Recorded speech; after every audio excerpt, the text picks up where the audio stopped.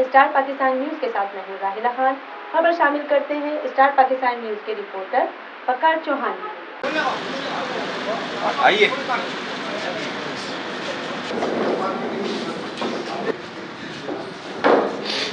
Respected seniors, esteemed colleagues and honorable guests, Assalamu alaikum. Before I proceed, I must express my sincere gratitude and deep appreciation for the persons whose vision and generosity made this gathering possible. My respected senior, the one and only Mr. Wasim Riaz Sheikh. Not only is he a guiding light in our professional journey, but he also consistently leads by example, promoting harmony, supporting young lawyers, and encouraging us to raise beyond class or background in the spirit of merit, justice, and shared values. Thank you so much, sir. You have arranged this delicious lunch in honor of the one and only candidate who is contesting upcoming Sindh Bar Council's election, Mr. Jahangir Rahujo Sahab, with his entire team. Welcome, sir. के साथ उनकी जो team आई है, हम उन सबको जो है इंडिविजुअली और कलेक्टिवली सबको वेलकम कहते हैं, और जो मोहतरम ख़वातीन ने भी पार्टिसिपेट किया है, स्पेशली हम उनका भी ऑनर करते हैं और वेलकम करते हैं। अस्सलाम वालेकुम। आप सबका आने का बहुत शुक्रिया। मैं बहुत सीवियर बैक पेन में हूँ आज, लेकिन राव जी साहब की मोहब्बत ऐसी थी कि मैंने कहा नहीं, मैं खुद आज की दावत मिस नहीं करूँगा, और आज जो प्रोग्राम डिसाइड है वो हर सूरत वैसे ही होगा। मैं सबसे पहले सलीम मंगरेजा साहब को, मैडम फरीदा को, मैडम नसीमा को, मैडम अलीदा को, खलील अंसारी साहब को, रमदान साहब को और दीगर अहबाब को वेलकम करता हूँ कि आप लोग आए हैं। हमारे यासर भाई आए हैं और जितने दूसरे मेहमान आए हैं उन सबको वेलकम करता हूँ। सिंध बार के इलेक्शन में क्यों इंटरेस्ट है हमारा, सिंध बार के इलेक्शन में हम क्यों इतना इस दफा इन्वॉल्व हो रहे हैं, वजह ये है कि हमें बहुत सालों बाद ये बात समझ आई है कि जो लेजिस्लेशन है वो सिंध बार में करनी है, जो कानून साजी है वो सिंध बार में करनी है। कराची बार पार्किंग, पानी, शिल्पर, फीस के झगड़ों में उलझी रहेगी, यहाँ पताना नहीं लगेगा, वहां लगेगा, यहाँ मोटर नहीं बनेगा।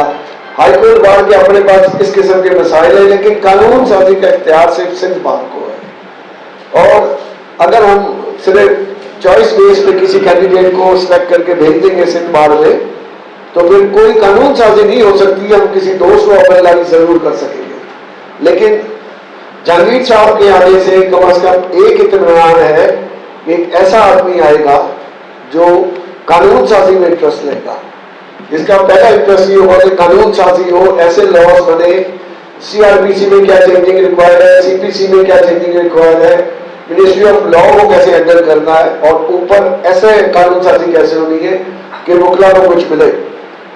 एक और कैंडिडेट कर आए थे तो हमने कहा कि जनाब आप लोग काफी अरसे से इसमें बार पॉलिटिक्स में, सिंध बार में, तो वकील को रिटायरमेंट में पैसे बढ़वा दो, पेंशन का सिस्टम करवा दो।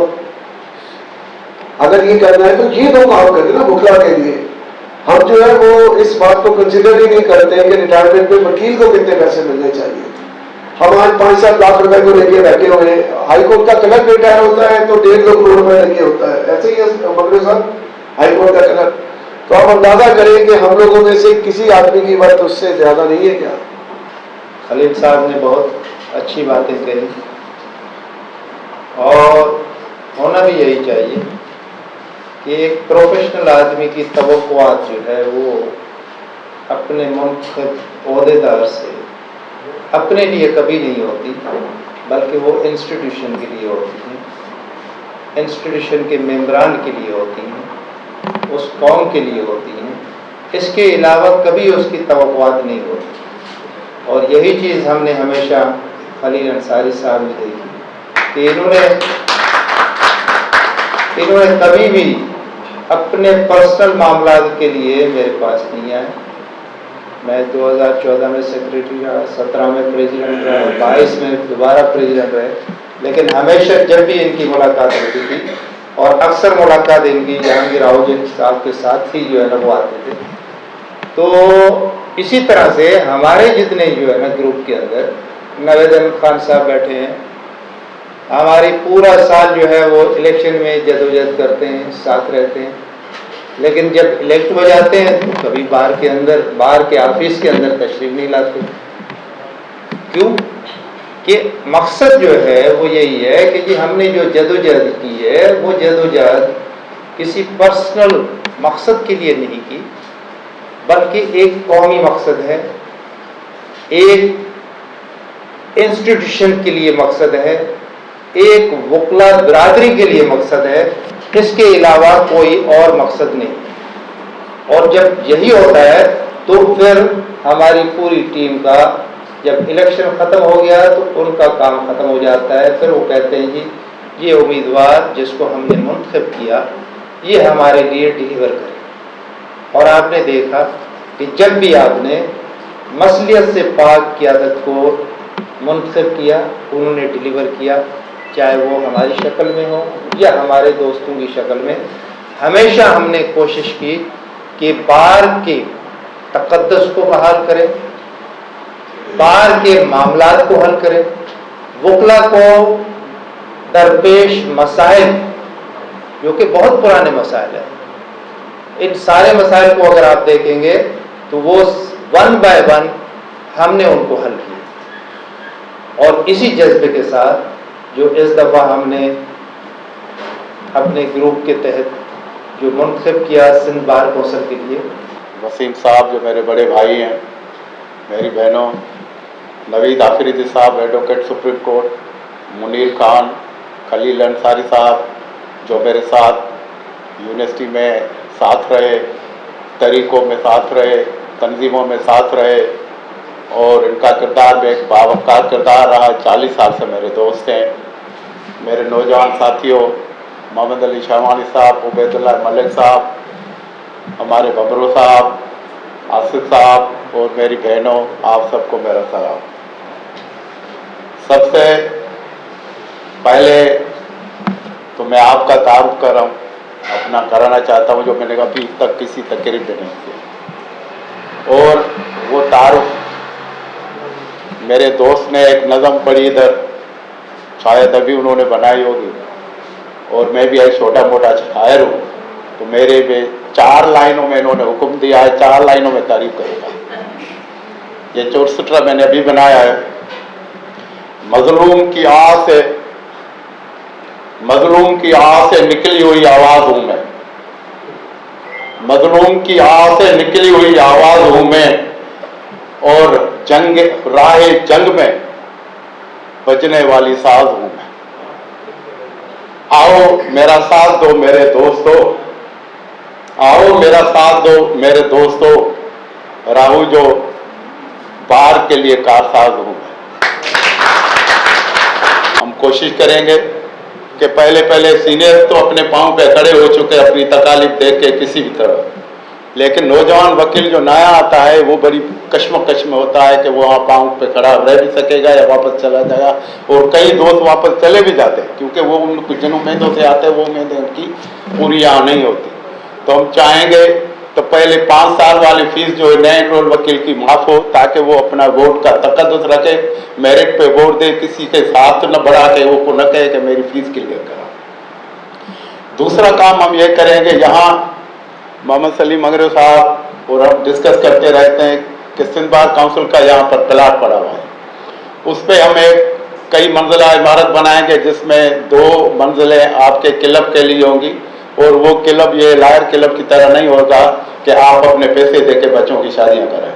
वो क्लब आपको कराची जेम खाना की तरह होगा, आपको अपने दूसरे क्लब की तरह होगा जहाँ आप अपने बच्चों को, अपनी बहनों को, अपनी माओ बापों को लेके जाएंगे और अच्छी तरह से इज्जत से अपने आप को बावकार महसूस करेंगे। उसके ऊपर 2 फ्लोर हम हॉस्पिटल बनाएंगे जिसमें वकील की मुफ्त इलाज होगा, और सरफ वो वकीलों के लिए हॉस्पिटल होगा, और वो आगा खान की तर्ज पे होगा इंशाअल्लाह ताला।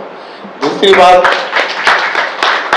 असली बात ये है कि वकीलों के लिए सिंध बार एक इदारा है, इस इदारे में आवाज़ कैसे होगी। तो मैं आपको यकीन दिलाता हूँ कि मैं वहाँ पर आप सब लोगों की, पूरी वकला बरादरी की आवाज़ बनूंगा, आपका वकार बनूंगा, आपका शान बनूंगा, आपका मान बनूंगा। आपको ये महसूस नहीं होगा कि हमने जहांगीर रावजो को वोट देके कोई गलती की, लेकिन आपको कपूर मैं आपका आखिर में शुक्रगुजार। टाइम की वक्त में कमी है, दोस्त ने 4 लाइनें, मैंने तो 400 पे पढ़ लिए। आप सब दूंगा, शुक्रिया, मेहरबानी। आखिर में ये शेर दिखाऊंगा, जब जॾहिं चाहियो त हलियाईंदासूं, जॾहिं चाहियो त हलियाईंदासूं, महफ़िल खे बचायो त हलियाईंदासूं, ये ॾींहं ख़ुशियुनि जा त रोज़ अचनि था, सूलीअ ते सॾायो त हलियाईंदासूं। मेरा नाम फरीदा मंगियो है, एडवोकेट सुप्रीम कोर्ट। हमारे ग्रुप की तरफ से सिंध बार काउंसिल में सिर्फ एक उम्मीदवार है डिस्ट्रिक्ट ईस्ट से, जहांगीर रावजो साहब।